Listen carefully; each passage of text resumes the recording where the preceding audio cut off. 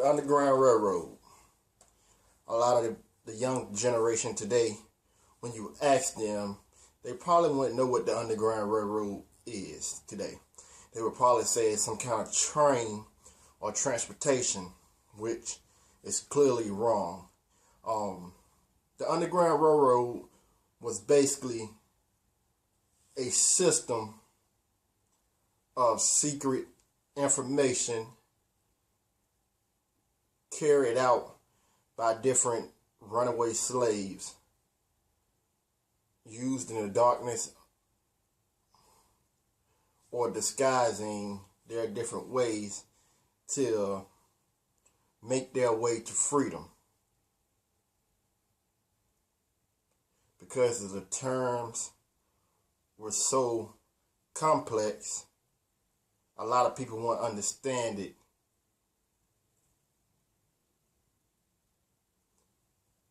It involves systems, crossing through woods, marks on trees, and other various things that made it underground. Basically, as you think of something underground, you're beneath something with nobody not even knowing you're up under them. That's a good example of what the Underground Railroad meant. Swing low, sweet chariot, coming forth to carry me home. The seeds of the Underground Railroad was sown in 1526 when the Spanish settlers brought the first group of Africans to the mainland of Sapelin, Georgia. In 1619, 100 Africans were shipped to Jamestown. Only 20 survived the trip. The first slaves made their escape route to Florida with the help of the Seminoles. This was no charity, it was business. Africans would help fight against European settlers for exchange of freedom. As early as 1693, Spanish settlers would help with the freedom of slaves as long as they were willing to fight for Spain and convert to their religion. Fort Mose was the first legal sanctioned black community in North America, which is now a mosque that has been sunk underwater. The Revolution War was a battle on freedom, but Africans at the end got slavery. In 1786, slavery in 14 states has been banned.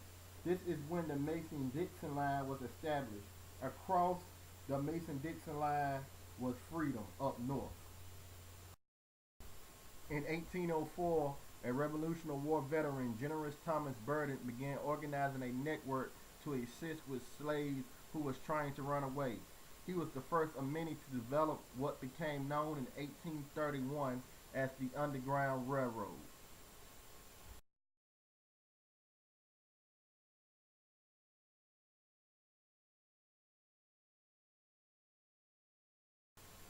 The way to freedom was to understand coding, and a big part of coding was singing. There was a man that created a song called Follow the Drinking Gourd. His name was Peg Leg Joe. And this is how the song goes a little bit.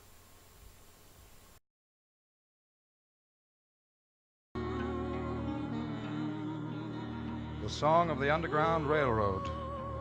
It told the slaves in their own language how to travel out of bondage. It told them when to go, what rivers to follow, what mountains to pass over, what turnings to make, who to ask for, and always to keep their eyes to the north where freedom was, under the sign of the drinking gourd. That was the Big Dipper. And so their song was called Follow the Drinking Gourd. Follow, follow, follow. Follow the drinking gourd. Follow the drinking gourd. also there were quilts that had patterns in it for slaves to understand the codes to escape to freedom.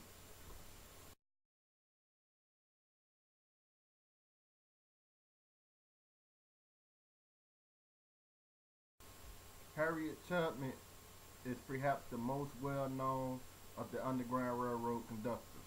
During a 10-year span, she made 19 trips into the South and escorted over 300 slaves to freedom. And as she probably pointed out to Frederick Douglass in all her journeys, she never lost a single passenger.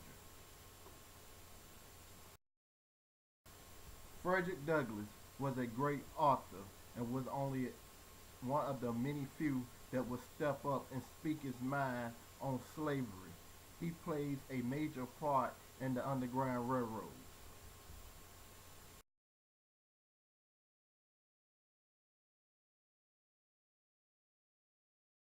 This is my ending of my video.